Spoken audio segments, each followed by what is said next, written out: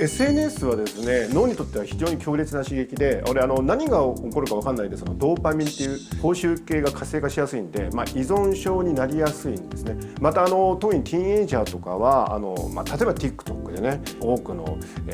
視聴回数を増やしたいっていうんでちょっと無理をしたりするってこともあって、気をつけて使わないと、心のバランスがねちょっと崩れちゃったりするものでもあるんです。ただ脳の研究してた立場から言うとですね、やっぱりリテラシーというのは使ってみないと分かんないんで、僕なんかもそうですけども、Twitter との付き合い方とかやっぱり使っている中で模索してきたんですね。ですからその SNS を制限するというよりは、みんなで SNS のうまい使い方、うまい付き合い方を考えていく時代なのかなって。どう見てもですね、やっぱり人類の未来は、人工知能なんかも出てきますし、 SNS が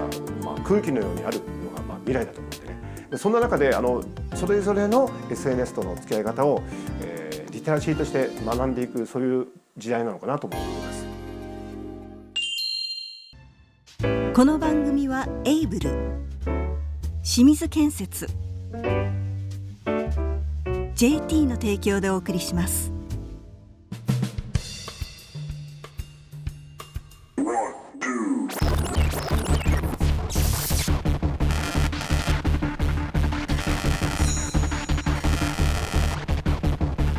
Imagination is more important than knowledge.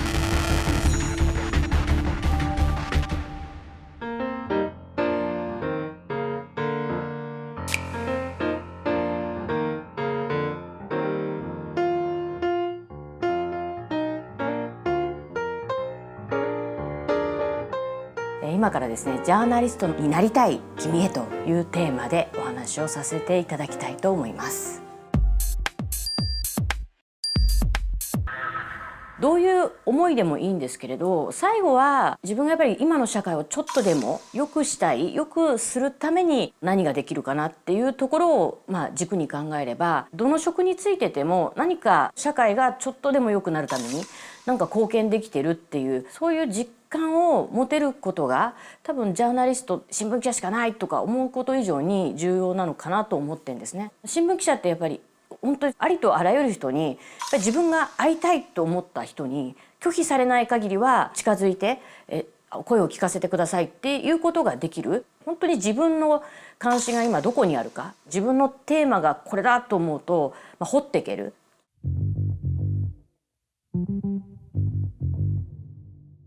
何か政府がやってることに裏があるよねって表面的に政府が発表する発信と、その裏で一体何があったのか、本当の狙いはどこなのかっていうのを疑ってみるっていう。例えば今外苑再開発の問題が盛り上がってますけど、経緯っていうのも都知事の小池さんが話しする時は、これ自体は都が建築基準を緩めて許可したものの、事業主体は再開発事業者たちの集まりなので、そちらにお聞きになってはいかがかしらみたいな、そう人事のように言ってたんですけど、少しでも取材を2012年ぐらいからの動きを掘り起こしていくと、萩生田さんとかに根回しをしてるやり取りが文書として出てきて、で森喜朗さんにね、くれぐれもしっかり全体の調整をしろって言われたけど大丈夫かっていうやり取り、そういう文章が結構生々しいのが出てきたりして、そうするとやっぱりなんとなくきれい事のように発表されてる都の政策とか国の政策、その裏にはもっといろんなファクター、重要なキーパーソンがうごめいてるってことが、取材すればするほど分かっていくんですよね。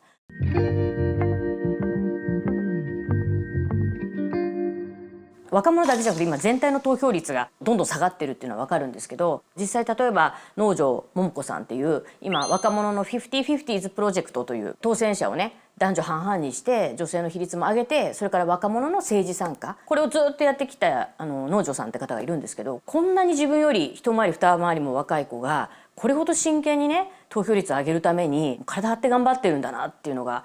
やっぱりどうしても取材すると生々しく伝わってくるので、単に自分の問題意識というよりもその皆さんのインタビューしている相手の問題意識をすごく受けるので、そこからそれを発信することでまた私以上に関心のない人も関心持ってくれるかなとかね。やっぱり関心の持ってない人はそもそもそれね読みたくもないような人が多分多いと思うので、そこにちょっとでもで引っかかってクリックしたりね YouTube を見てくれるっていうそのきっかけを作るのはどうすればいいかなっていうところを考えると、皆さんのそういう動きにどんどん自分が突き動かされて発信ができるっていう。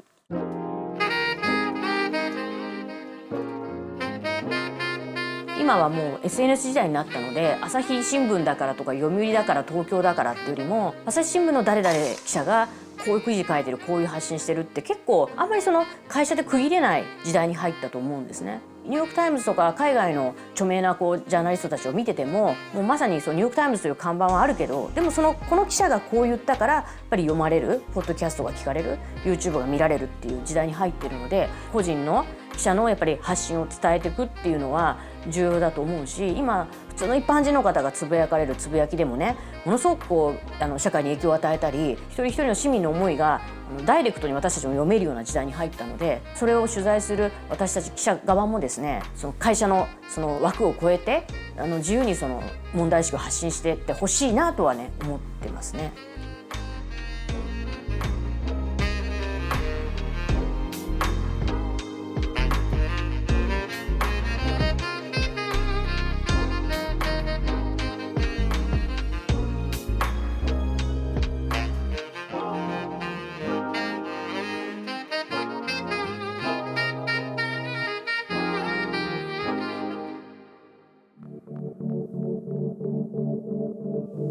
トラウデン直美の独り言。独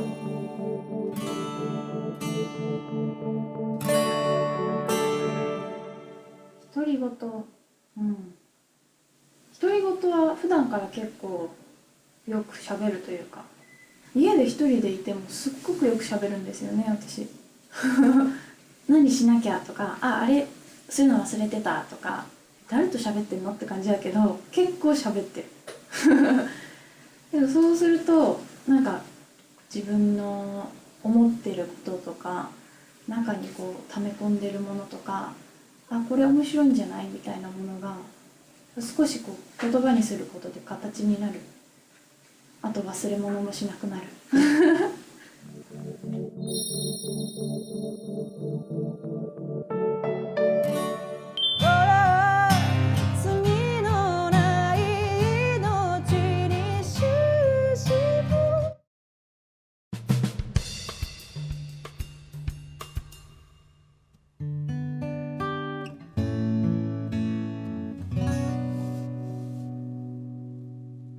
今はその SNS の時代なので、言葉の力って良くも悪くもものすごいなっていうのを。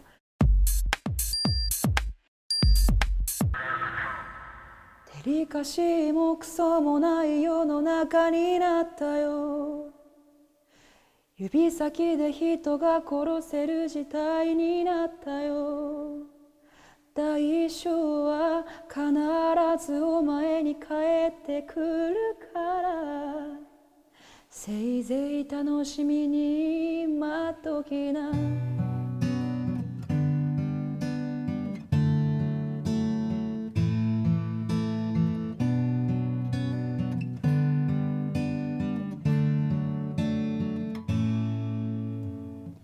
匿名という名の檻の外から振りかざされた刃たちは、容赦なく私を切り刻んだ。あなたには大切な人はいますか？自分よりも大事な人はいるでしょうか？人も簡単に傷つけたあの子も確かに誰かにとっての大事な人だったのに、デリカシーもクソもない世の中になったよ。指先で人が殺せる時代になったよ。代償は必ずお前に返ってくるから、せいぜい楽しみに待っときな。見せてくれよ誰かがの血で染まったその両手を見せてやろう。傷ついて血まみれの心をこれ以上ダサい卑怯者にならないでよ。手遅れになる前に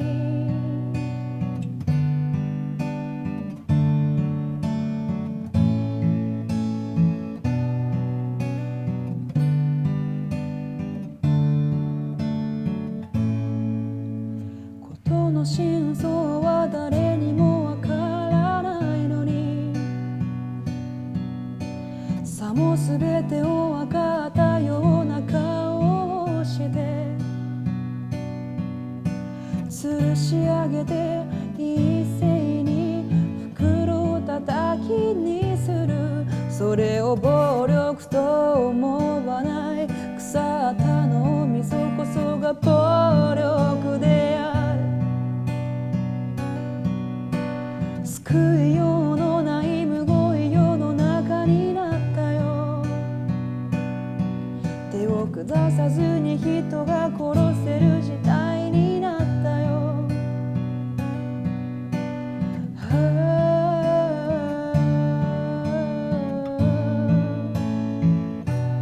ララララ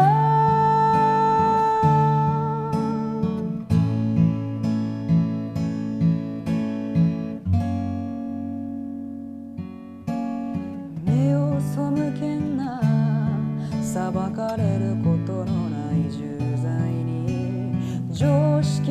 も慈悲もないお前らに表現の自由とか馬鹿げた思想を語る権利はない。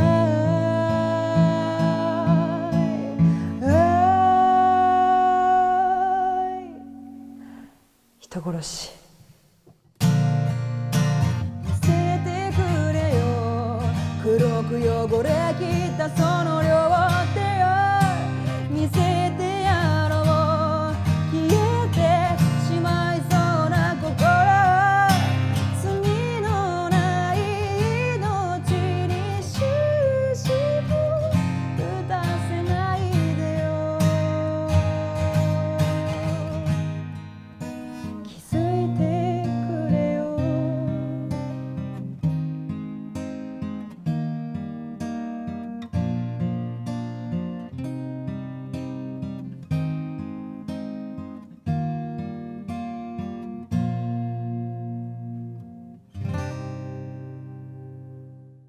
自分らしく生きたい君へというお話をしたいと思います。日本人だっていうことに誇りを持ってほしい。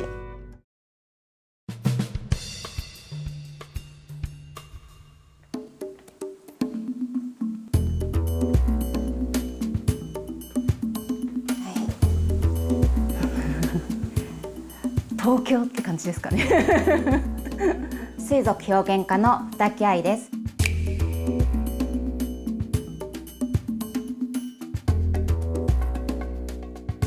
自分らしく生きたい君へというお話をしたいと思います。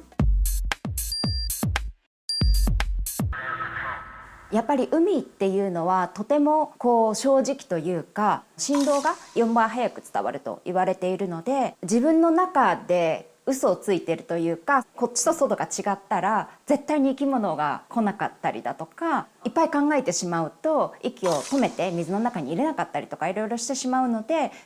やっぱりこれが一番大事なのかなっていうのを思いました。私たちはこの人間はやっぱ考えと心と体というのがアンバランスになってしまうというか、こうした方がいい、こうしなければいけないっていう考えがやっぱりすごく強く言ってしまっていて、本当は心は違うのにそうじゃなかったりとか、体はもう悲鳴上げているのにやってしまったりっていうことがあると思うんですよ。なので自分らしくっていうのは、まずは自分の中でちゃんと会話してあげて、その今ある状況に素直に答えるというか、それが良くなかったことに対してなんでできないんだみたいなのではなくて、そうだよね、大変だよねみたいな寄り添うっていうことが大事じゃないかなと思いますね。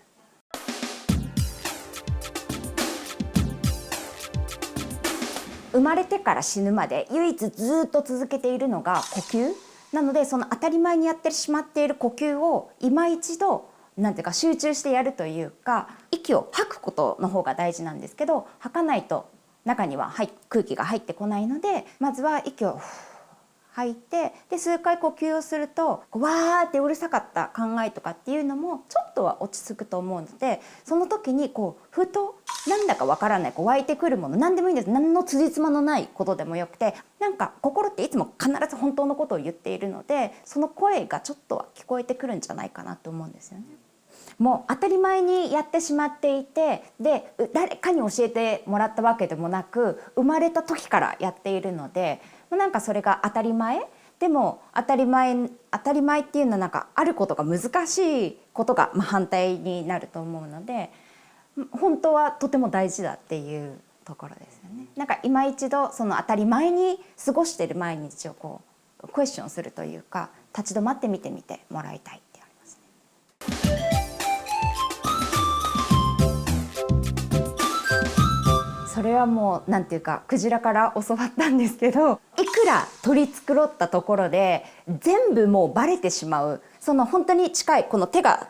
届くぐらい近くで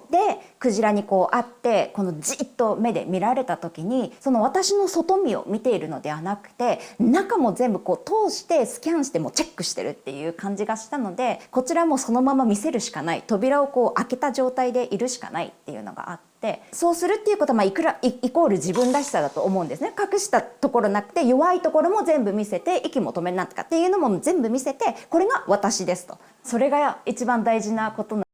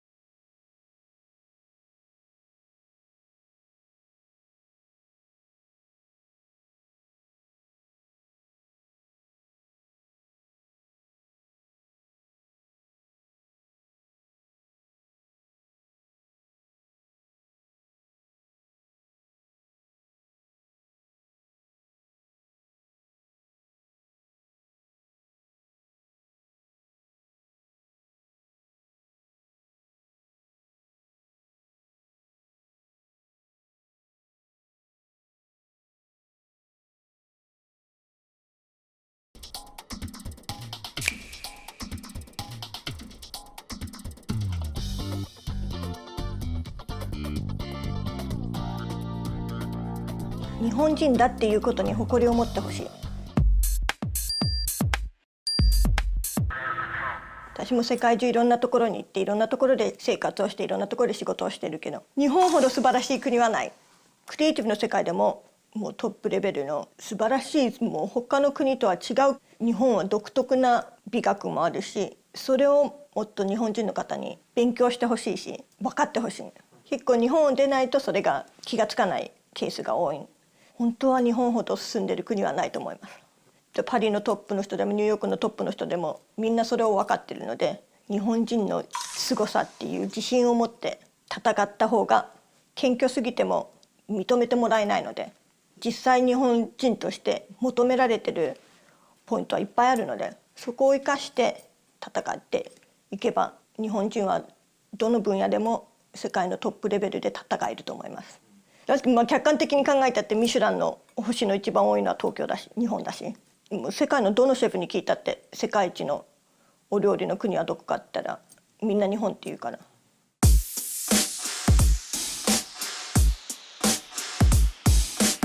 究極のスペシャリストの国は日本だと思います。例えば町工場としても、一つのものを、一つのネジを、一つのボールベリングを、一つの何かをだけにこだわってそれを代々作って、そういうクラフトマンシップパーフェクトのレベルまで作るっていうのは日本だし、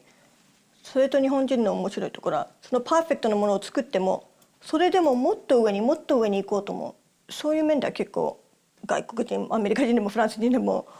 ここまで蹴ればいいやって、ここでいいんだからいいじゃないかって、日本人はもう常にもっと良くしようっていうその精神は素晴らしいと思うし、結構それは日本特殊な本当に究極のスペシャリストは日本。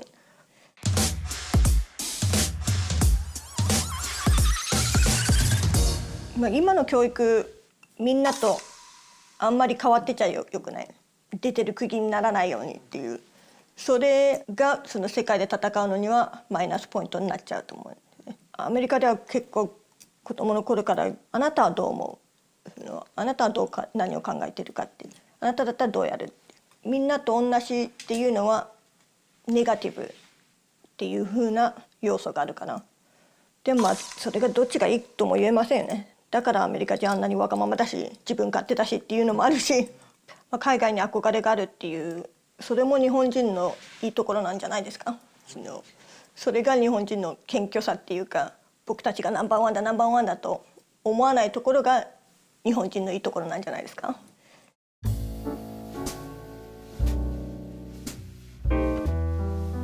日本人は日本を出れば日本の良さに気づくし、反対にアメリカ人はアメリカを出ればアメリカが一番じゃないっていうのに気づくしじゃあ日本人は日本を出て自信がつく、アメリカ人はアメリカを出て謙虚になれる反対の要素。やっぱりだからどの国でも自分の慣れてる場所、自分のテリトリーを出て初めて気がつくことはいっぱいあると思います。